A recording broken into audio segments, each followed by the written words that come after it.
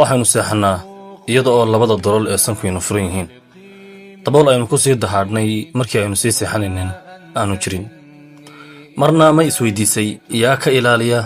in cayayaanka iyo wax kasta oo dhib ku ahi ay galaan waxaynu seexannaa iyadoo ay dhaguhu ina furan yihiin wax dahaadh ah oo aynu ku sii daboolnay markii aynu seexanaynin aanay jirin haddaba marna ma isweydiisay yaa ka ilaaliya cayayaanka iyo wax kasta oo dhib ku ah waxaynu seexannaa iyadoo qaarkeen marka ay gam'aan ay afa kala qaadaan ma isweydiisay yaa ka ilaaliya in cayayaanka iyo wax kasta oo dhib ku ahi ay galaan haddaba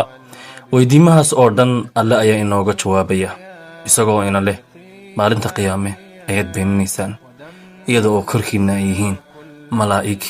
idin ilaalinaya saaxiib sharaf intee leeg baad dareemaysaa marka aad ogaato in ay jiraan malaa'ig ilaa maalinkii uu alle ku abuuray ay shaqadooduba keliya tahay sidii adiga dhibaatada kaaga ilaalin lahaayeen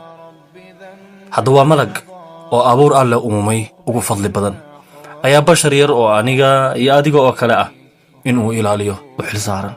ilaa ay naftu inaga baxayso waxaas oo lexe jecla alle ahi waa in ay isaga ina jeclaysiisaa oo ina tustaa in uu yahay alle raxmad badan tudhid badan oo lexe jeclo badan wanaagsana waa ilaahay salaam